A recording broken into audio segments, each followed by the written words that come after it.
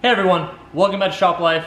We have another DIY on an E90/E92. What we have here with us is a 335i. I'm going to be doing a DIY on how to replace your transmission fluid, filter, the Mechatronic sleeve, the plug adapter, as well as the 4 separate valve body sleeves as well.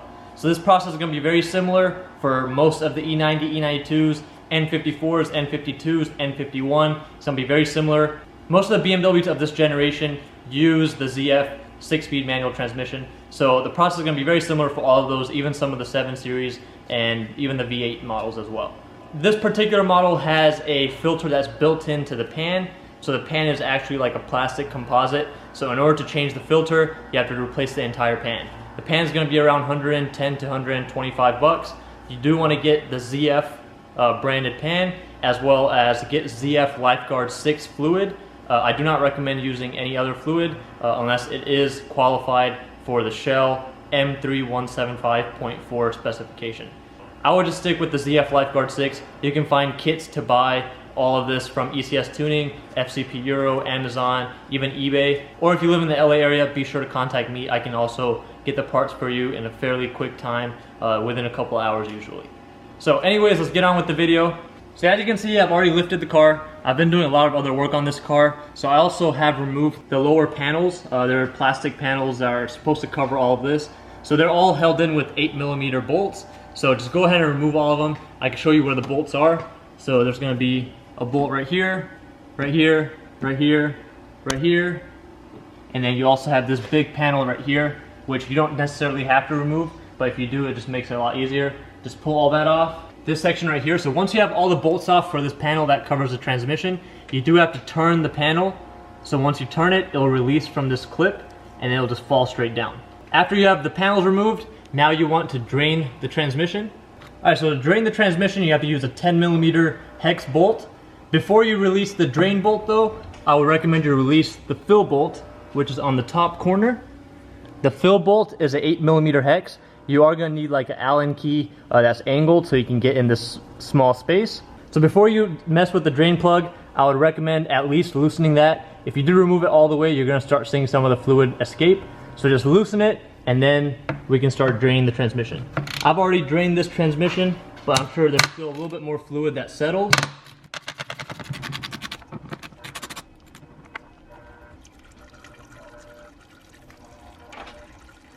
So while the fluid is draining, you can remove this bracket right here, which is held in with a 10mm nut, and the bracket right behind it, which is held in with a 13mm bolt.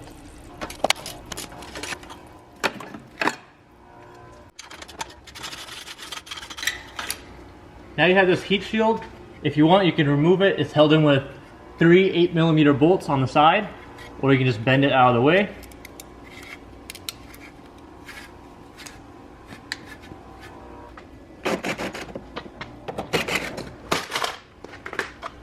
With that cover out of the way, you have access to the 2 external Torx 10 bolts. That way you can remove this bracket that is held on to the exhaust. We'll also be removing it from there as well. So you're going to need an external 10 Torx socket as well as a 13mm wrench. So you can hold the nut on the other side.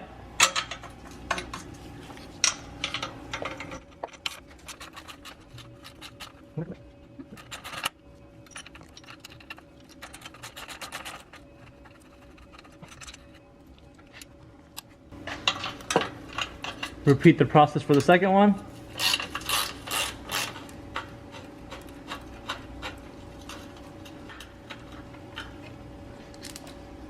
Finally, we have the external Torx 10 bolt on the exhaust.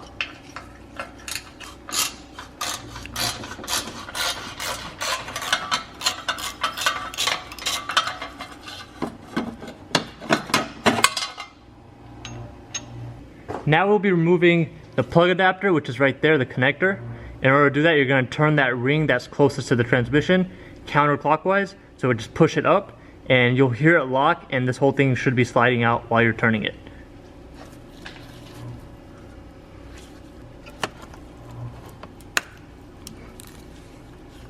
If your hands are a lot bigger than mine, what you could do possibly is to support the transmission and actually take off this transmission bracket, the transmission mounting plate, and that'll give you a lot more space to get access to that plug adapter. So So once that's turned all the way, you can pull the connector out. Your transmission should be done draining by now. If it's not, and if you haven't removed the fill plug all the way, go ahead and remove it the rest of the way, and it should allow a little bit more fluid to come out with a constant stream. Fasten the drain plug, that way you don't leak unnecessary fluid all over your workspace.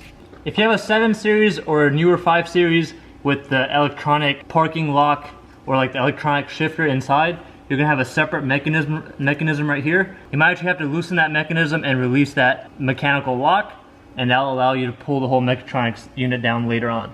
But for right now, we're gonna remove this pan. It's held in with a bunch of T40 screws, a normal Torx 40. If you have an impact or something like this, it's gonna make it a lot easier for you to remove all these bolts.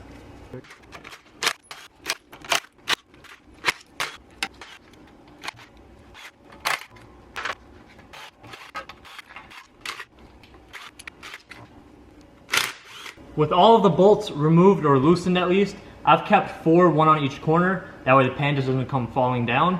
So this is where you can use a second helper or have something supporting the pan, remove the rest of the bolts, and then lower the pan slowly. When you lower the pan, you're still gonna have a bunch of fluid in here. That's gonna start dripping, so make sure you have something to catch that fluid.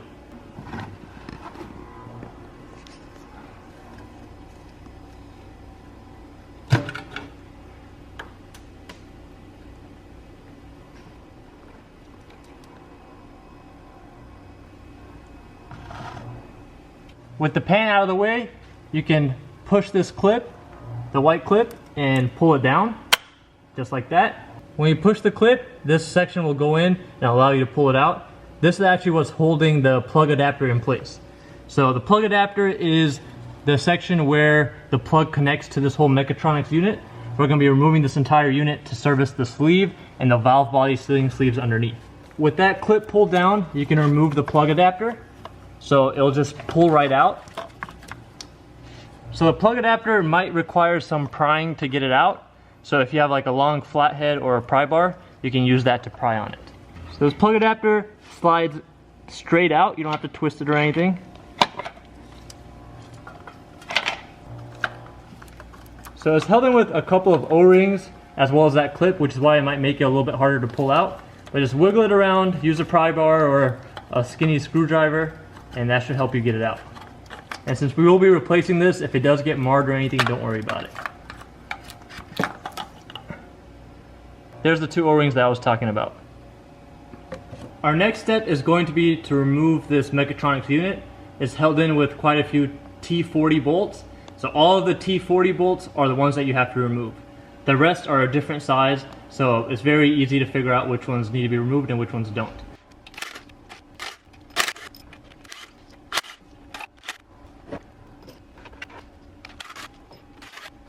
These are different sizes. The 3 in the back are the shortest of them all.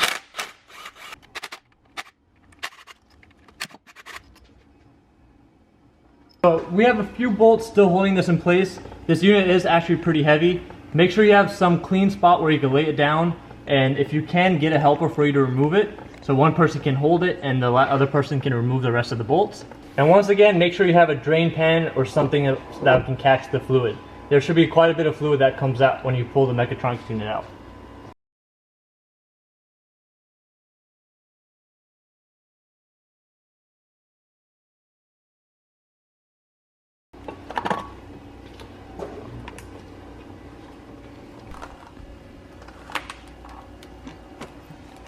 So here's the Mechatronics unit. This is the sleeve that's usually bad. And what will happen is it'll crack in one of these sections, and it won't hold the pressure as good as it should, which can cause jerky downshifting.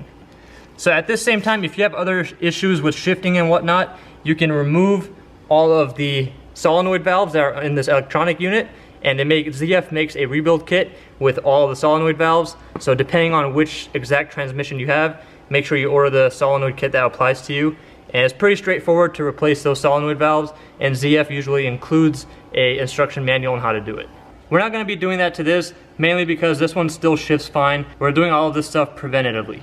The other 4 valve body sleeves we'll be replacing are right here. 1, 2, 3, and 4. So there's 2 that are the same size, and 1 is medium height, and the last one is the tallest of them all. The best way to do this is just pull one out at a time, match it with the replacement ones that you have, put it back in. So you want to do this very carefully. You don't want to mar any of the surfaces. You can use an angled pick or something of that sort to pull it out. So here's the first one. Let's match it up. This is the longest one of them all.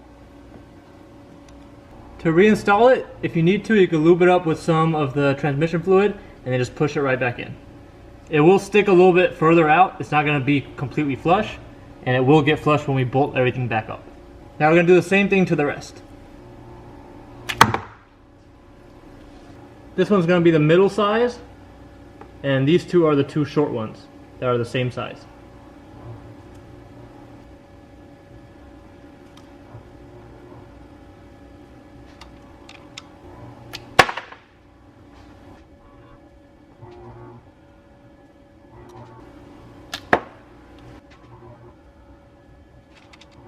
So if your adapter is still attached to the transmission, pull it off. It shouldn't be on there too tight. Make sure you get the actual grommet itself off and clean up the surface if there's any marring or any residue. After that, we're going to reinstall the new one. The new one should just push right in.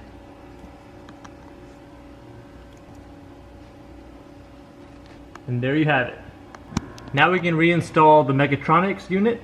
So when you're reinstalling the unit, you have to make sure that the gear selector that's on the transmission itself lines up in this notch on the Mechatronics unit. So make sure it goes right over that, otherwise you're not going to be able to change gear. And make sure that it is properly in before you start tightening anything, otherwise you do risk breaking that section, and if that breaks, that's a whole nother headache.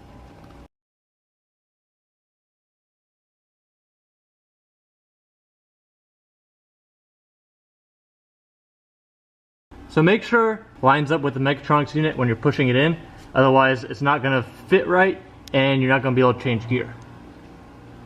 Besides that, next you want to hand tighten all of the bolts in. So all the bolts that go on the valve body itself are all the same size. The three that are in the back for the connector are the smaller of all of them.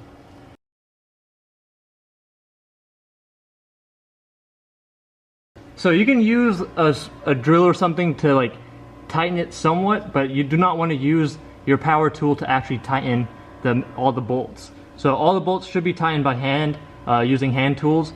Alright, so you have to tighten it in a specific sequence. So let's post a picture of the correct tightening sequence. So let's follow that when you're tightening. But the torque specs are 8 Newton meters.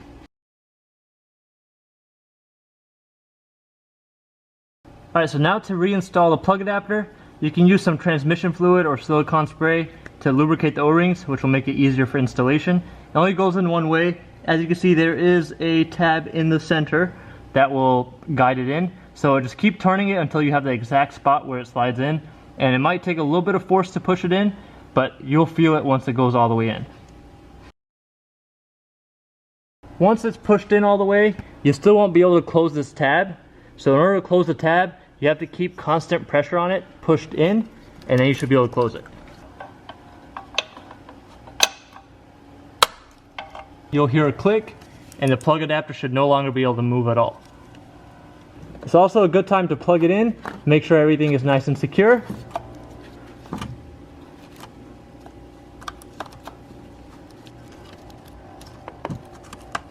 You should hear an audible click once it plugs in as well. You're going to have to turn it clockwise, and once it reaches the end of it, you'll hear an audible click, and the connector should be all the way in. Here's the new filter and pan assembly. I highly recommend you get a ZF branded one. They are the manufacturer of the transmission, and I would just trust them more than any other brand. Usually if you buy their transmission pan, it includes the sheet which gives you all the specs on how to tighten all the bolts, as well as the torque specs and which order to tighten them. Let's put this back on. So lubricate the O-ring on the pan with silicone spray or transmission fluid. Make sure that the O-ring from the old one is not stuck in the transmission. We're good to go. I like to put one at each corner first. That way you don't have to keep holding the transmission pan.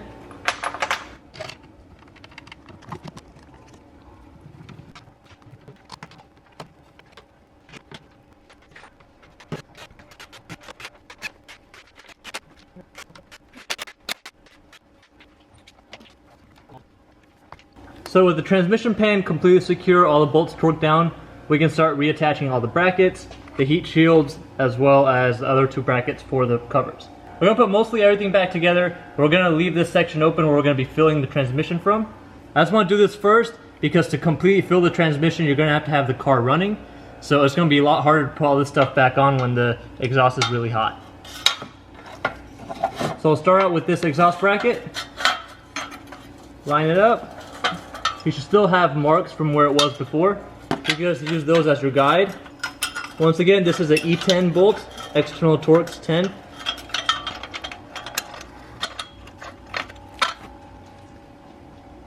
So here's how this bolt and washer assembly is put together. So you have the external 10 on this side, the 13mm nut on this side. This goes towards the transmission, this goes towards the back of the car. Then you have these 2 rubber washers in between. So this rubber washer goes in between right here.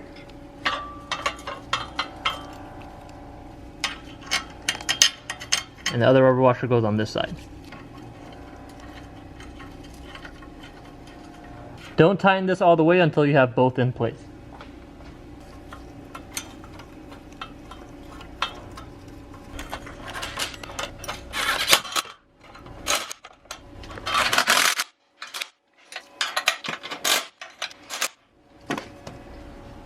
This bracket is held in with a 13mm bolt.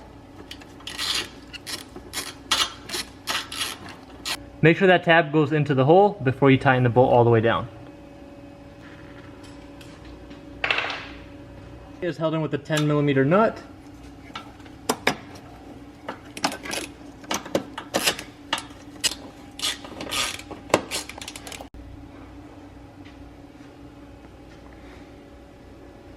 Alright, so now we're at the final step where we're going to be refilling the transmission with new fluid.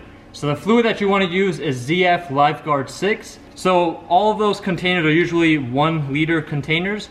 So I've got this bigger container which I've filled it into, and I've got this pump that will help me pump it in. So the only way to get the fluid in is with a pump like this, or a hand transfer pump or something like that. The first part of the procedure is you're going to fill up the transmission. You're probably going to get around 4 liters in it before it starts overflowing from the fill plug.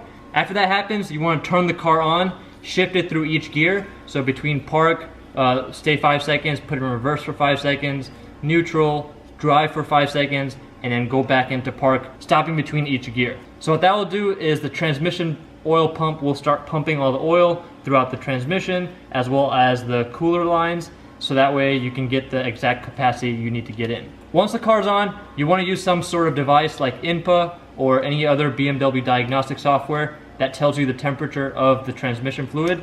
You want to keep filling around 40 degrees Celsius. You should be able to tell if the transmission's filled all the way or not by having a steady stream of fluid coming out of the fill hole.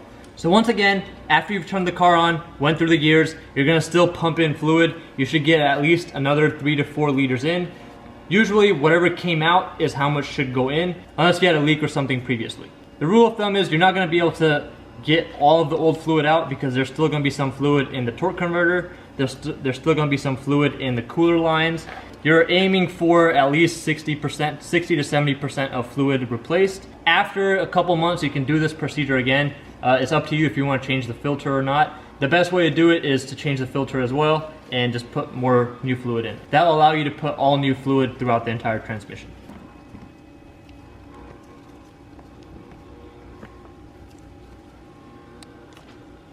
So this part is pretty self-explanatory. You want to get your pump secured into the fill hole and have some kind of drain pan or something, because once that fluid starts coming out, it will spill. Also have your fill plug handy. That way as soon as it starts drizzling out, you can put the fill plug in.